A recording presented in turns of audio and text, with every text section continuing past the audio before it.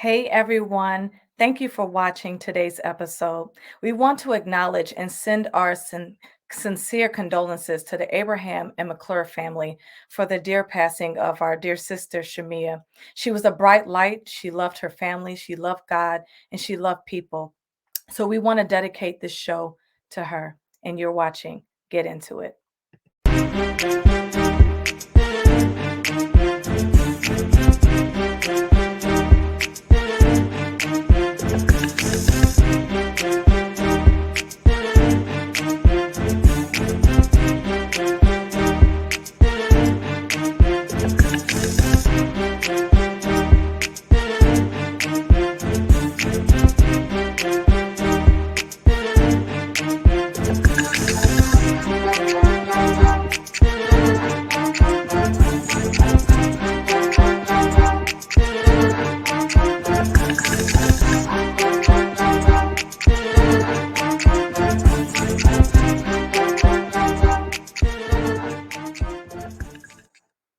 All right. Hello, everybody. Good afternoon, good evening, or good morning to you, depending on where you're watching this and what time you're watching in part of the world. You're watching Get Into It live chats with Kimberly Willis, where we have real cancer conversations with survivors, caregivers, and anyone who's really connected to the cancer community.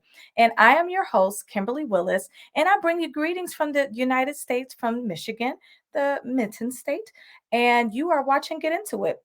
We really like to just focus on just a lot of cancer things. And the reason why we do that is because I myself am a cancer survivor, a stage 3 breast cancer survivor, in fact. And I really do that by helping with various products and services, such as producing books to be able to encourage and give you hope, with inspirational wear, with styling, and so much more. So if you want to get connected with me, make sure that you're following me on my website, survivorscorner.net. On Instagram, survivors_corner, Facebook, or on YouTube, you can find this and watch the rebroadcast of several of my shows. Each one of them has a powerful message. Even if you're not a part of the cancer community, the lessons that you'll learn from these shows are so impactful. I'm really excited to have the guest that I'm having today. She is so special, and I'll get ready to talk about our connection in just a minute. But Shanette Kennedy is a registered nurse and with a specialty in oncology. She currently works as the oncology infusion nurse, and she is also a medical surgical nurse in oncology. Oncology is her passion, and she was blessed to fall into her niche right out of nursing school.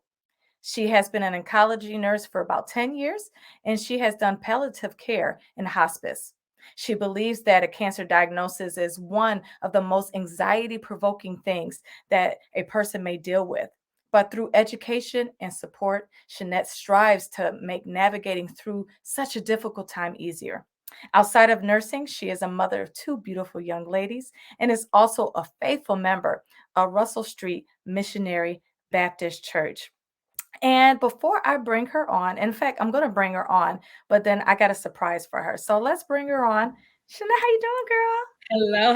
Hello. Thanks for having me, Kim. How you doing? Good. Listen, make sure for all of our listeners who's watching today, make sure you like, comment, subscribe. Your comments that you do on this live show will be shown. So if you have any questions for her, please shoot them. She's such a bright light, and I'm going to show you the connection that I have with my dear sister. Hang tight.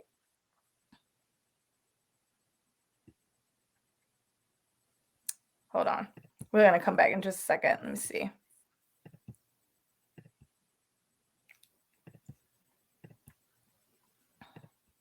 Here we go.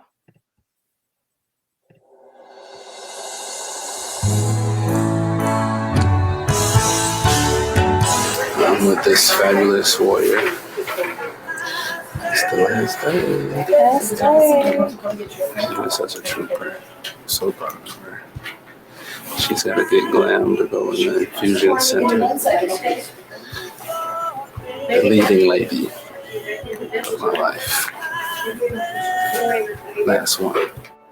God has been awesome through this whole process. I totally couldn't get through it without him at all. Yeah. You're gonna leave that right there so you can read. Okay. And then Shanette has the nice, we can hold you. There we go. Okay, then you go ahead and read. Yeah, you can read your little poem. Okay. Ringing out, ring this bell 3 times to toll the clear. I can't read. Still the Benadryl. The Benadryl. The toll to clearly say, my treatments are done. Its course has run, and I am on my way. Yeah. Oh Lord. Oh my gosh. What a Yes. beautiful day. Beautiful. Oh my goodness. Oh my goodness. Yes. So if you guys I can look closely, remember you that saw shit. the hug that we did with each other. She is so special. I loved, and I can honestly say this, I loved all of my oncology nurses that I had. However, this one right here, I had a special connection with. She helped me through all the stages. She made me feel beautiful for the days that I didn't. So it's just a blessing to have you on here.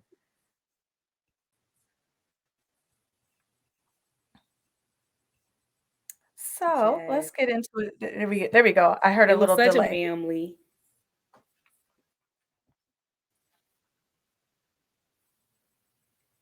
All right, we good? Yeah, we're good. All right, got you. All right, it was such a beautiful experience getting to meet you and your family, and that was so beautiful. Oh my God, I can remember your last day, Bill. Oh my God, I remember your journey. I was so blessed to be a part of your journey. I cannot express to you enough how it feels to help somebody see somebody through that cancer journey and that experience. It is the most heartfelt thing. And it is why God chose me, I believe, to be in this area of nursing. Yes, we got Mr. Lance saying that's a powerful video. Thank you so much. I again, I just cannot thank you for what you do for not only just myself but for others.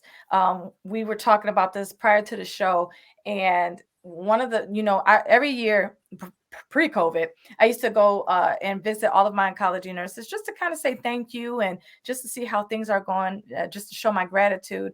And I remember one of the people that I used to sit next to or be in the infusion thing, because there's this lobby, you see all the same people because we go either weekly or every 2 weeks or so. And I saw him there again. And it was just it reminded me that, hey, I'm still alive and that's not me. But then also just showing how important that you are to those individuals who have to go back, that you might see 2 to 3 times while they still have to get ongoing treatment. So again, hats off to you. Let's dive into a little bit more about you. So we know that you're an oncology nurse. We know that you're a mom of 2 beautiful girls, but tell us a little bit more about you. So like you said, I am an oncology nurse. I have 2 daughters. They are 7 and 9. They are the light of my life. I come from a very supportive family. I'm the church nurse. I just nurse everywhere I go.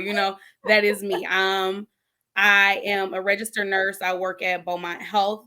Anything said or viewed here is not the opinions of Beaumont. I must say that coming right off the bat, how that goes. But all in all, I have walked this walk alongside my mother. My aunt just a few years ago was touched with breast cancer. So at some point in your life, everyone will have form or touch with cancer. And it's just my duty. I feel like the most important thing you can do is have that knowledge, have that strength, and have people around you who will educate you and kind of walk you down that journey. Because it doesn't have to be a death sentence. It's not always a death sentence. Mm-hmm. Survivorship is everything. There's so many stages to cancer and so many things. You need your family. You need people around you who will support you and see you through however the end looks for you. Yes. So talk about, okay, what inspired you to be a nurse, but then how did you find your niche so quickly? Honestly, I filled out an application at the hospital and I got a job, and it was on the oncology unit. I did the interview and I said, okay, I can do this. I was young. I was like 19. I was very young. I was like, okay, I could do this. I went to work and I absolutely loved it.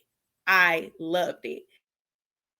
And I went to nursing school, and I was blessed enough. I don't even want to say I was lucky enough. I was blessed enough to come right out of nursing school and get a job on the oncology unit. And my coworkers grew me. I was blessed to work with amazing nurses, seasoned nurses, and they literally grew me. They educated me. I worked alongside great doctors who explained everything to me. And I learned so much in such a short amount of time that I knew that this was the area that actually chose me. When I got out of acute care oncology, I went to the infusion center, and that's just a different type of nursing. You see people, you see them start their journey, you empower their family to help them. You see them when it gets in the thick of it and it's kind of going a little sideways, and you see the good and the bad. Sometimes we are helping people to get to ring their bell for the last day, and some people were helping them make decisions to be comfortable and go on, and their journey might change. Either way the journey goes is okay. It's strengthened either way. You never lose a battle to cancer, and I'm a firm believer of that. Yeah, that's good. Talk about the nursing community and how important it is to have a strong community with your fellow coworkers as you are seeing so many patients. Oh my God. So I think we learned in COVID that you need your coworkers. You see your coworkers so much. I Mhm. have been blessed to not have to work with bad coworkers. My coworkers, we sing at work. We keep each other going. Oncology can be tough. We see people, we lose people, we see people decline, and we depend on each other to keep going. So having that community, having that, even if it's not your best day, they're not going to let you drown. They're not going to put you in an unsafe situation. It's important. We get so many different drugs in oncology that if you don't know something, you need to be able to feel comfortable going to someone and saying, hey, I don't know this, but can you help me? Or this doesn't look quite right. Can you come in? I never did this IV before, or I've always not gotten her IV. Can you come in and help me? Being able to be helpful to someone in receiving help, it's everything. I am so glad that we are not a unit where we eat our young, where we don't inspire each other or help each other. I could never work in a toxic, y'all like that word this year, toxic environment. Wow. We have Miss Williams that said, listen, you're her favorite nurse. Thank you for watching. So one of the things that I appreciate with the oncology nurses is that they're able to be flexible and try different approaches. Because I think you kind of have to, because everyone reacts different to the chemotherapy drugs. Like for my instance, I was very sensitive to the saline. And listen, that is the first thing you got to get. So for me, I remember one of the nurses, they allowed me to, they pushed it in slow. We came up with this game plan. I had to have some crackers. I had to have, I remember it was the Simply Lemonade Raspberry. I don't even drink it anymore because it reminds me of chemo, but it helped me to get through. And they did a slow push to ensure that I did not get ill during my session. So talk about being sensitive to the patient's needs.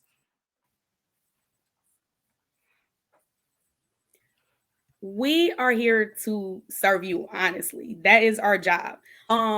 We want to make you feel comfortable. We want your family to trust that when you're in our care, when we've given you a little bit of the Benadryl and you kind of fall asleep, we're taking good care of you. When we're seeing things, we're the eyes and the ears for the doctor, right? So everything comes from the physician. A lot of things can change in 24 hours from when you see your physician to when you're sitting in my chair. So we have to be vigilant enough and articulate enough to say, hey, something's not right. So we are calling physicians, or you might not have told your doctor this was going on, but you relayed it to me. So now I am letting the doctor know. So it's kind of like a bridge. We're a very strong bridge between the patient, the physician, and even the pharmacist that mix your drugs up, because you may have a different relationship with your nurse than you may have with your physician. We see you guys. We spend a lot of time with you guys. So we're talking about different things and we're getting to know your families. So that relationship, that patient nurse relationship is really important. We learn about other cultures while we're in our field. We learn about families. We learn about family dynamics. You may love me as a nurse, and the lady sitting next to you like, I can't deal with her as a nurse. She got too much energy for me. Or we kind of gauge what a patient needs, and we feed the patient and latch on to their needs, and we interact with them according to their needs. And I think that's very important. You have to, sometimes it's nothing personal. My favorite phrase I've learned in nursing is Q-tip. Quit taking it personal. It just may not be your best that day, or that patient may not be having a good day. You can't take that personally. You can't take that home. You provide the best care you possibly can, and you move forward. That's good. I think that's really important to share that because sometimes, when you're not feeling your best, you're not reacting in, your normal selves. And sometimes you may take it out. And unfortunately, sometimes the nurses are some of the people that they are taken out on because they're frustrated, especially if the drugs are starting to not work. And it could just make the whole process frustrating. With you being a nurse, there is the flip side. You got your wins as far as, you see someone from start and then they're able to ring the bell. But then for those, unfortunately, as you mentioned, you've seen the decline. Tell me, how does that affect you as a nurse? Do you end up taking those things home? How do you recharge for the next time that you have to go in?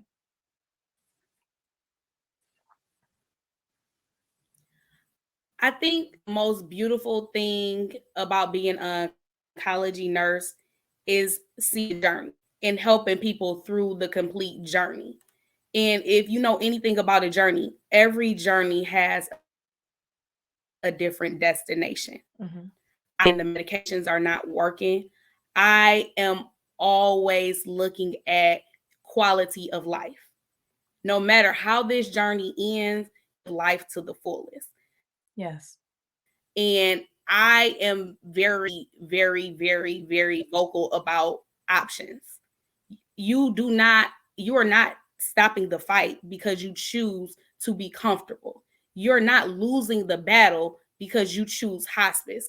There are so many options when it comes to cancer treatment and palliative care. And when there's no treatment left, there are options so that you can be comfortable, you can have dignity in your last days, and you can ultimately make your own decisions. And it's a part of my job to help you know that those options are available. Culturally, some people do not understand you don't have to live your last breath getting chemotherapy. You do not have to come every week and be so sick, and there is really nothing more we can do for you. That is not everybody's preference, and we have to respect those decisions. So I rest my hat on death being as important and as beautiful as life. We do all of these things in preparation for a baby to be born. And I think when we get to the end of life, we have to make those valuable connections. We have to understand that comfort. We have to do those things to get that closure, because there's opportunities for that in a lot of situations where families can rally around, they can get closure. And we have to respect those things. We have to have those uncomfortable conversations so that when we are at that finish line, no matter what that finish line looks, even if you can't ring that bell for yourself, your loved ones are ringing that bell for you because they know what you want. They understand your wishes. Yeah. That is so good and such a good perspective because like you said, when some have the option of, you know what, I don't want to do this no more. Some people are looked as they're not fighting anymore. But I love what you said about giving them options, but then also letting them have the dignity to go out the way that they want. I absolutely think that is amazing. And that says a lot about you and all the medical staff that has to see the birthing of things, but then also the birthing of something else, because really it's a birth into something else. If you're a believer, you're getting birthed into something else. So There really, you have it. it's another way to rejoice because even though it's not healing on this side, it's healing in a different way. Speaking of faith, let's talk about how your faith has kept you not only professionally, but personally? So I am raised in the church. Faith is everything to me. Um, I am a God-fearing Christian. I'm the church nurse, like I already expressed. I put on my white every Sunday, put my church hat on. It's a beautiful thing. But faith in my personal life, looking at cancer, my mom was diagnosed with stage 4 lung cancer 6 years ago. She ran the course, she fought the fight, and at the end we had to have those conversations of comfort and what the end would look like.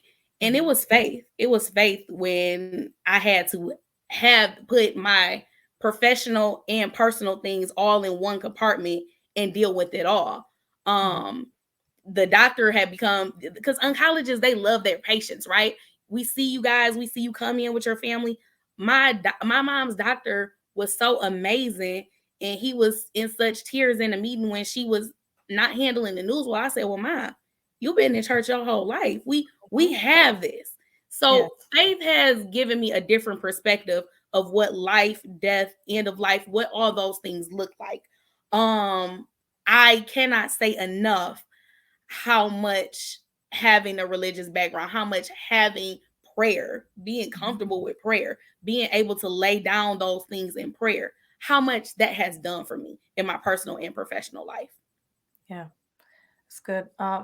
We share a commonality with both of our moms. Passing away from lung cancer as well.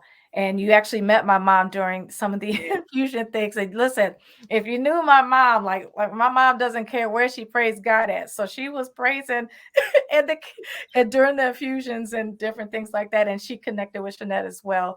And you just have this light to be able to share your testimony in both professional and personal. I think that is important to do that. Some say that, you know, it's not necessarily needed to have all that but I think it is to have a belief in something, at least. Of course, if you believe in God, I believe he will supply all of your needs, but to have hope in something, because your mental state is just as important as your physical state too. And Absolutely. sometimes we can stop the progression of things if we change our mindset with that. So even with you showing up to work every day, knowing that there's going to be some that's going to win on earth, and there's going to be some that's going to win in a different way. Be able to show up that way is you offering your best self to your patients each and every day. So Lance said, no matter how this journey ends, live life to the fullest. Thank you so much. Absolutely, friend. Absolutely. Yes. So talk about, okay, let's talk about your mom a little bit. How was your mom? Oh my God. My mom was a beautiful personality. To know my mom was to absolutely love my mom. My mom she did not take no stuff, but I will say that my mom made sure that I was well equipped to live life without her. Mm. And I think that is one of the most important things you can give your children, is the ability to live this life once you're gone. My mom spoiled me. My mom supported me. My mom prayed for me. She was a believer. My mom could shout and tear a pew up. I will tell you, we are Baptists. So my mom could shout a church down. But ultimately, my mom was a nurse. My mom was a nurse. I cannot leave out the fact that my mom was a nurse. And my mom wanted me to always have more than what she had. My mom grew up not having a lot. And that speaks volumes when you can provide more for your children than what you had. My mom lived her life making sure that we had everything we needed, that my brother and my sister and myself, that we were close knit, and even my dad, my parents in general, but my mom for sure made sure that when it was over, we knew love, we knew we had each other, and we knew how to keep going. We knew that God was going to be good even when the sun rose the next day. And that was important to her, to know that we would be okay. When we were going through hospice, my mom would talk to me personally, like right when my brother and my sister weren't around. Like I was the person she leaned on to make the medical decisions. My brother gave her whatever she wanted. That was her boy, right? And my sister was the business. So we all had our roles. So at the end, she would ask me, because I had my 2 girls, right? She was like, 2 requests. They don't forget me, and you gonna be okay, right? And being able to assure my mom that we were going to be good, I think that helped her rest. That helped her transition easier. It made everything better. But rest her soul, on everything I love, my mom made me exactly who I am. Yes. We have Elena that's here that says she was everything to everyone, and the apple doesn't far fall from the tree. I agree with that. Even though I never personally got a chance to interact with your mom, I could just tell that you come from good ground Yes. from that. I appreciate that. We talked about earlier before we started to air about the grieving process and the stages of it. And, you know, I shared at the beginning of the show that someone I went to school with, her sister, who passed away today from cancer. She had survived breast cancer, and then another form came, and unfortunately, she won her battle a different way. And I can hear, I saw the hurt in the post. I saw the hurt of wanting her to survive and almost being angry at God. And we talked about those different stages. So talk about those stages and how to move on from those stages. So I think that the biggest mistake a person could make is to rush to move on. You have to feel it. My mom died in February. Her birthday came in April. Then it was Mother's Day. Before you looked around, the kid's birthday was coming. And it seemed like I was constantly being consumed. And the only thing I could remember was like, I felt like a surfer. Some days you ride in the waves, and some days the waves are just like slapping you in the face and taking you out. You have to respect the days where the waves are hitting you in the face and taking you under. You have to start to learn what you need in those moments. And early on, you don't know. You are trying to figure out a whole different world. Grief is a whole different world. There is no timeline on grief. I don't care if your job tells you to come back in 4 days. That process lasts. Some people will sail through the grief process and wake up 2 years later and they are paralyzed with grief and they can't understand it. You have to give honor to those stages. And once you give honor to those stages, I think there's a slow turning of where you'll start to move on, where you'll start to normalize. But you have to understand that normal looks a lot different when you lose someone in your life. Yes. I am a huge proponent of seeking professional help. Help somebody. Your friends are not equipped to help you unpack that bag. You need to talk to somebody who is professional, who is non-judgmental. It's confidential. Your friends cannot always help you when you're at those low points. Some of your friends, you could be angry at your friends because they're advising you, but they can still call their mom.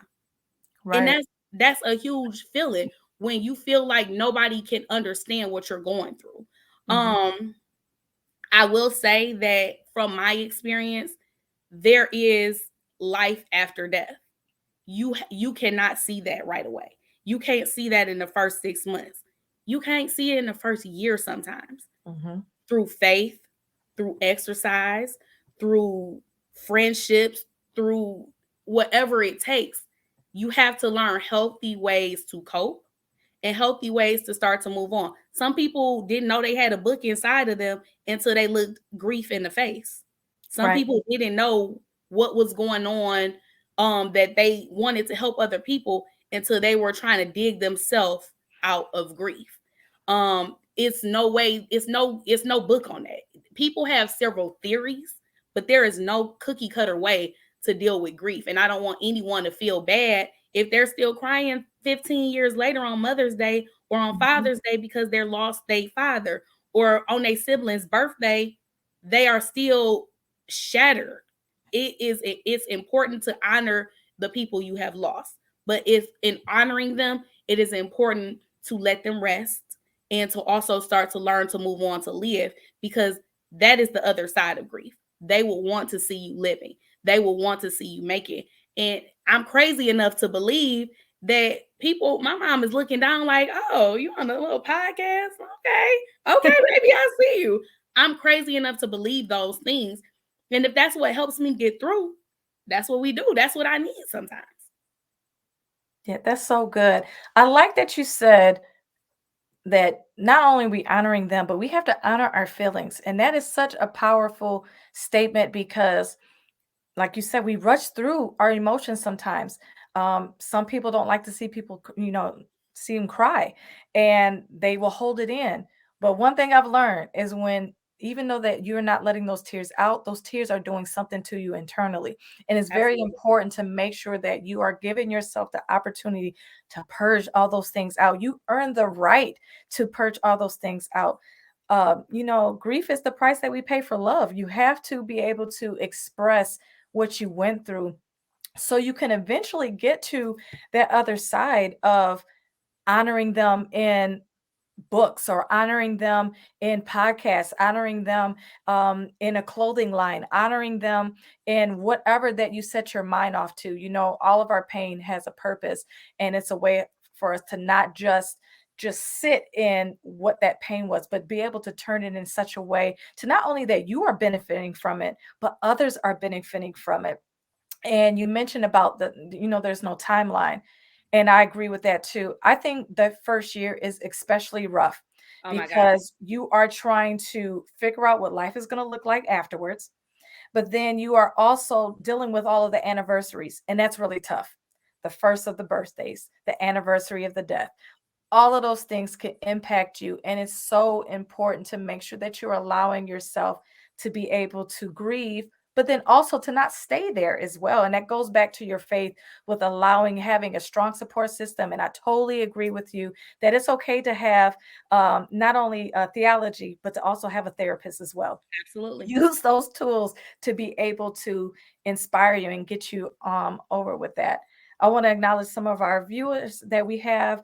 Brandy Long says, yes, they're always looking down on us. Absolutely. And we got Jill here. Hey, sweetheart, how are you doing? Thanks for watching again. I appreciate all of my roses that's watching. And for those who are watching, I just want to remind you that a blue rose, which is, in the logo in Survivor's Corner and my boutique 49 Rose, it means to attain the impossible. And I believe that's what all of you are and all of our survivors are. We are all survivors of something. So I think it's very important to highlight that and to just celebrate all of my blue roses that are here. We got some more comments. You guys are on fire today on the comments. Yes, theology and therapy. I like that. And we got, hold on. You preaching, Shanette? Yes, she is. Come on, let's put her in B flat. Thank you, Fred. Thank you, Fred. Now, let's talk about social relationships. When you are going through your own personal battles with having a loved one deal with cancer, or even things where you're dealing with work, because obviously you can't really disclose things that's going on at work, but you still may have the emotions. How has that changed your relationships with people? Have people backed off? Have people rallied around you in your time of need? I think that I have found a very good balance with balancing my patients. I will say, I think my coworkers would say that I'm the nurse that take everybody home with me. Okay, so I am the nurse I'm going. You ain't coming to chemo today, so I need to call and check and find out what you're doing. Are you okay? I love my patients genuinely. I call them my personal pan patients, right? Like, how you can go to somewhere and you get you a little personal pan piece, so they're cut out just for you. Some of my patients, when your patients need a little bit more. Mm-hmm. When your patients need a little bit more support, they need a friend, and then they get Shanette for their nurse. And I'm singing, you ain't feeling happy today, and I'm still in your room singing, or we're talking, or I'm checking on you. But in that season, in that cancer season, I can't speak to it, but I know that dealing with people with cancer, you feel no one understands you. I feel like it is very important to get into support groups, get Mhm. into these groups of people. I say that kind of lightly though, because sometimes you'll get in these Facebook groups and it's so down and so much weight. You have Yeah. to do it, but you have to kind of understand that you have to filter it. Sometimes you have to unplug and walk away, Mhm. because while those people are in your group and they're supporting you, they're also going through, right? So they're not always getting the good news. They're not always seeing the treatment results that you're seeing.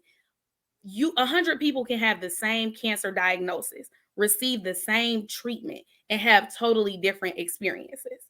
Mhm. And on the outside looking into that, for people supporting people with cancer, you can't always say you understand, because you don't Yeah. until you have to sit in that chair, you have to get that poison in your body, and you have to walk those days down and walk that journey down.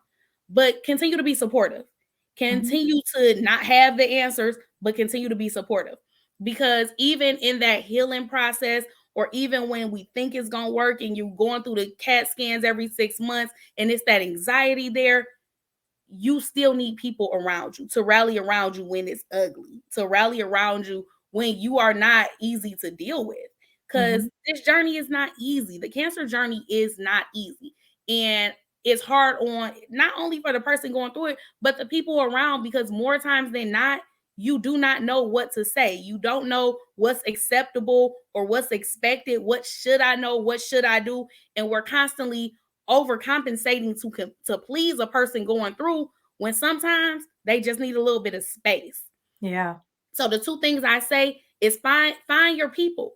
Find your people. Look at the groups, but also rely on the people and love the people around you. But give people grace on both ends. Grace works both ways. You are afforded grace, but you also have to give people grace, because neither party knows what you're going through. That is so good about giving grace. I cannot stress that enough. Um, we want to receive grace, but sometimes we don't want to give it, because giving it is giving effort. Sometimes giving grace is denying of yourself. Sometimes wanting to be in the know, wanting to know why you're feeling Mhm. this way, or being a little invasive at times. I think it's so important to give grace, because you don't know. And even if you've had cancer yourself, and even if you had to be in that chair, you still don't know, because you don't know the dynamics of one's body. You don't know the dynamics of what they have to go home to and things like that. I think it's so good that you said that. Tam Tell and Tale said that I had no idea how much I needed to hear all of this until now. Thank you, Shanette. Listen, and we talked about, we got the Reverend Nurse here. Yes, again, I told we need to put her in B flat. I'm with that. I think that what you said about finding your people is important. I'm a big supporter of support groups, but yes, you have to find your right one, because sometimes all you have in some of those groups is just the negative Nancy's.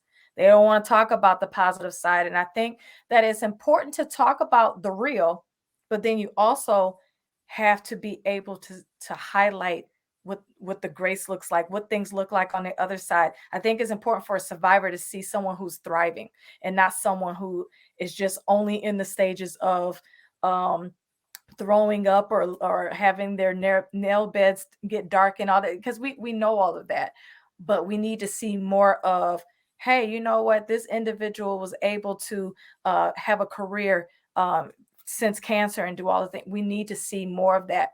And let's talk about the importance of not moving on too fast when someone has had cancer, irregardless if they made it this way or they made it any other way. Because I think sometimes we make the mistake with survivors, especially those who are still here, that once they survived cancer, we think that everything is normal for them Oh again. no, And it's no, not. no. You know about these drugs, especially the Red Devil, the doxorubicin is horrible on the body. So talk about the effects of how chemo is on the body, and how we shouldn't move on so fast thinking things are normal for the survivor. Yes, yes, yes. So the hallmark thing at the end of treatment is to ring the bell. Mhm. People get so excited to ring the bell at the end of treatment. The last day of treatment is not the end of the journey. You are still quite tired. You could take 6 months to a year to regain your full strength. for your appetite to look the same. And I think that people are we live in a microwave generation. We are in a rush. Everything comes to us fast. We want to get back to our normal lives because we feel like we have wasted so much time with cancer. And that's a mental thing. People who are going through feel like that pause is just like a waste of so much time and I have so many things to do. And it's just like you get this checklist that's a mile long and your body is still in that healing phase. Wait a minute. Wait a minute. You have to still be patient with yourself. You're surviving, you're thriving, but you're also healing.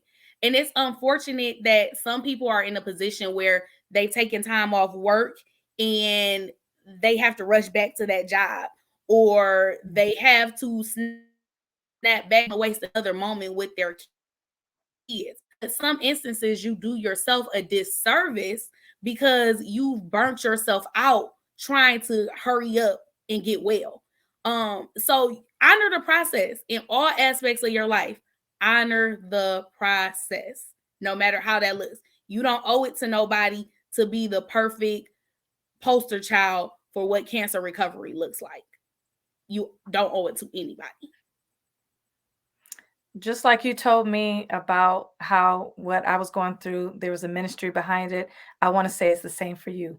So you need to write down, honor the process, and figure out what you need to do with that. Because you mentioned that so many times. I think that something is going to be birthed out of that.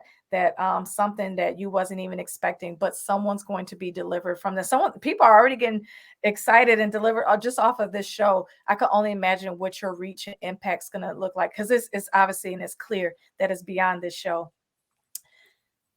Talk about, because we talked about chemo a little bit and you being a nurse, but really walk us through what infusion session looks like, because people know, yes, you got to get the medicine in your body, but I don't think they really understand the process. So can you enlighten us what that's like? So every infusion center, I'll start by just going off the dynamics of an infusion center. Everybody's infusion experience is different. I am lucky to work in a center where people are in private rooms for their infusions. Thank God for me. Some people are in the fishbowl setting, which, I mean, you get your treatment how you get your treatment. But the fishbowl setting is where you're kind of in a communal area. You may be separated by a curtain. Some people prefer that because they get a chemo buddy. But a chemo buddy is good until your chemo buddy is declining and you're at a loss because you come to every treatment together and now that chair is empty. So I think mentally, sometimes that fishbowl area is a little harder on the patient. So you come in, some people have Metaports, some people get their chemo through their vein. It all depends on your regimen of treatment. You meet your lovely nurse, you meet your nurse assistants, you have staff who is going to go through safety checks. First and foremost, the biggest thing in cancer care is delivering safe and efficient care, right? Yes. So the physician has written your orders. The nurse has checked your orders with pharmacy. Pharmacy has double and triple checked your orders. Now the chemo is on the floor, and we're going to check that chemo with the patient. We're going to make sure that that wristband says your name along with the chemotherapy. And before we get ready to hang any of those meds, you might see your nurse get her gown on and her goggles. And the first, that freaks people out. Like, you putting this gown on and it's going in me and I don't have no gown on.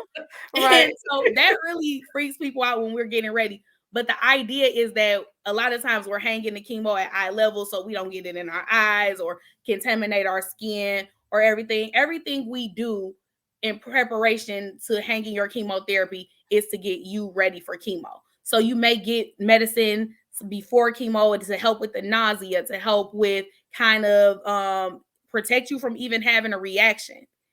On your chemo days, be prepared to rest.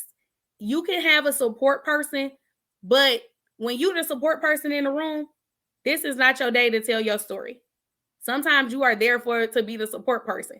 I'm all for the praying, but this is not your day to tell me when you had cancer, when I was in the chair, they did it like this. No, you are here to support, motivate, encourage, and offer to go get them some water or anything you need. Hopefully, if you come and you get to meet a good nurse like me, your nurse is laughing, your nurse is educating you, your nurse is going to tell you the good, the bad, and the ugly. Mm-hmm. I will tell you the worst thing that in my experience and what I've read and what I know may happen, so that when you come back to me in 3 weeks, you can be like, Shanette, now why you tell me all of that and none of that happened? I would rather you be at home and be like, okay, she said that maybe in 3 days that I was going to have this nausea, so I'm about to take my nausea medicine. Then for you to be at home and this nausea is coming on, or you feeling like absolute crap and it's hitting you like a ton of bricks and you didn't expect it. So we will tell you everything that we could possibly think of that may happen to you in preparation of giving you your treatment, getting you home, and getting you through. At the end of your chemo day, after you leave the infusion center, you could possibly be tired. You may have an appetite that day to eat. You may not want to eat that day. You will learn on this journey how your infusion days look for you.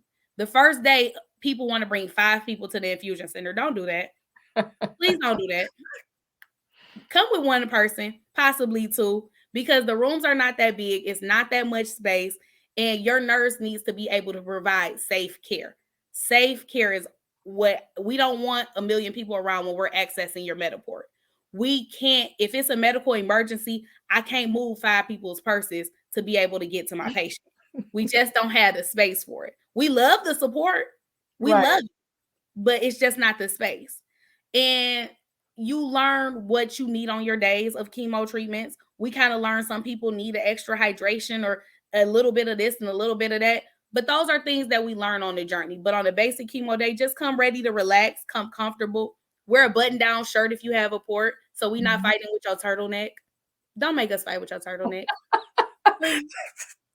But otherwise, that is the typical chemo day. We walk you through every single thing we're going to give you, what we're doing, in hopes that we can make you comfortable enough to trust us, to trust the process. I am cracking up that someone would wear a turtleneck. And the reason why I say that is because like I had a Metaport. It's right here. Like, or it could be in different areas, but mine's was right here. So to have a turtle, it's totally blackening. You know, you gotta have these tubes. Like they tell you that before you even get in the chair, like this is what's gonna happen. So that just cracks me up. They're like, no, you ain't getting to this point today. Oh my gosh. I liked that you talked about the safety protocols in getting the infusions, and I can attest, yes, it is very important. Yes, they do that because it actually kind of freaked me out until I got used to it. Because you know my brother-in-law at the time, he actually worked in the oncology area where he made the chemo drug, so he kind of told me the process on his end. So then I got to see it in live action once the nurse have it. But once they have it, you know, like anytime that you go to the doctors anyway, they're looking at your band and saying your date of birth and your name. That's normal, right? But then they start calling out these numbers, and you're like, wait a minute, what's going on? They're like, and these numbers are long, 1, 2, 3, 4, 5, and they just going on and on. And I'm like, okay, when are they gonna stop with these numbers? And then the other nurse is saying, okay, yeah, 1, 2, 3, 4, 5. So they definitely making sure that you're getting the right drug, because nothing's worse with getting such a toxic drug in your system and it wasn't the right one. So, you know, and then plus Shanette don't want to deal with no lawsuits. So I understand why how important it is to make sure that you have that. And I liked what you talked about being you know, prepared with everything and getting all of the information that's needed. I spoke to several survivors about how they reacted to different side effects from chemotherapy, or even just really just the treatment process. Like me, I got I got a lot of side effects where my sister may not have, and our care is different. So I like that my nurses, such as yourself and others, I think Janet was one of her names as well. I remember her telling me, you know what, you may get mouth sores, gargle with baking soda and water. I use that to this day. And I tell people, if you got a sore throat, don't use the salt, use the baking soda, because to me, I think it's a little bit more effective than doing the salt water. But tell us some different tips and tricks about, you know, staying healthy when you are sick. So for the most part, chemo makes you immunocompromised. And we all know that. So it's very important. I mean, we're all wearing our masks right now. Mhm. And as we start to relax the mask usage and everything, you are immunocompromised. We don't want you in the large crowds. You want to talk to your physician if you're getting any flu shots, if you're getting your COVID shots. If you don't feel well as a cancer patient, when you don't feel well, you don't have a large kind of tipping point, like we like to call it. So if you're kind of feeling run down, you have to kind of honor those days and get your rest. And if you spike a fever or anything like that, it's a little more important to you for you to contact your physician early when you're early on and not feeling well, so we can be vigilant of your symptoms and watching them, because for a patient on chemotherapy, not feeling well can easily become being septic and days in the hospital when we could have got at something very early. Yeah. So knowing your body is very important. Rest is so important. We always want to go. We always feel like we don't have enough time. We are walking around the world tired. You have to rest. You have to hydrate. You have to kind of get to know what your body needs. Oncology patients, sometimes you don't have an appetite. You have to try to eat something. You have to try to eat protein-rich meals. If you can't eat a full meal, if a full meal is overwhelming, that is okay. I always tell people, get you a little saucer, right? And put a little bit of this and a little bit of that on, because you'll feel like you accomplished everything if you can eat everything off your plate. But if your plate is so large that it makes you sick, it's ineffective. So there are also the Boost, the Ensure drinks, and things like that that are out there to support you. And you just have to learn which one you like, which one is palatable for you. It's good. I want to highlight that, a lot of people are afraid of chemotherapy, and understandably so, because again, those medicines are very aggressive in trying to take out an aggressive cancer that's going on in your body. However, it doesn't have to be that bad, meaning that your approach to it, I think, needs to um, you have to just watch how you just approach getting ready to get chemo, because again, it's more than just physical, it's mental. I cannot stress that enough, because when you have to see the medicine enter into your body and you start to feel it, and in my case, taste it, you have to get yourself to a space and then surround yourself with people who are going to uplift you, because yes, you're going to have human moments, and especially if you're not used to going through this process and it's draining, things like that. It's so important to have your dope nurses, to have dope people in your family and friends to be able to lift you up with all of that. I really enjoyed our conversation today. I can't believe that our time is running short as of now. But before we go, is there anything else that you wanted to share to someone who is maybe actively going through cancer, or someone who is actively grieving someone who just passed away from cancer? For someone who is actively grieving someone or a loss of any sort, take your time. Take your time. Honor that process. Honor that process. Um, take time to figure it out. Take time to just let it happen. Feel the feels. Don't try and rush. For a person who is going through treatment, a cancer diagnosis is not a death sentence. Okay?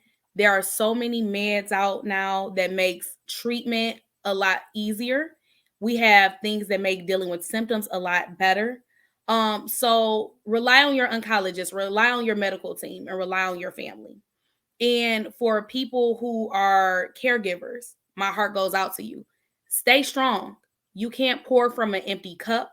So make sure that you are constantly refilling yourself. You're taking care of yourself, because you cannot take care of somebody else unless you are taking care of yourself. And I always like to close and end any conversation with this: for our community, go to the doctor. Go to the doctor. Fill your boobs, get your lab work, do anything you need to do, so that if you ever have to end up in my chair, things were caught at the earliest point possible, okay? When we start treating diseases in the earlier stages, the chances of survivorship are much greater. So take care of yourself. Find yourself a doctor. And if you don't like your doctor, get a doctor that you like and trust, because that is important to have. for your health and your safety, have a medical team that you trust.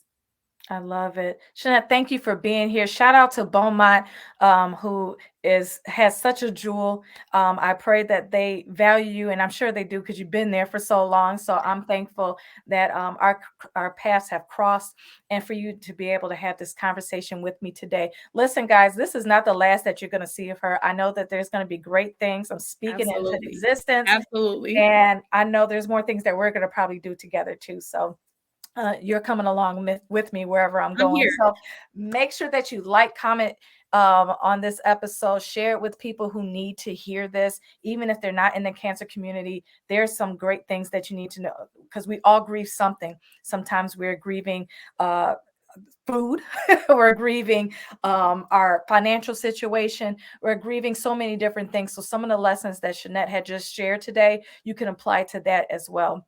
So make sure that you join us next week.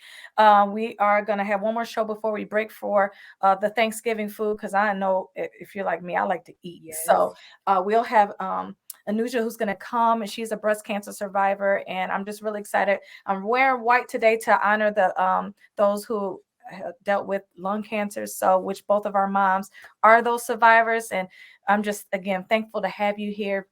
And until next week, guys, you take it easy and let's get into it.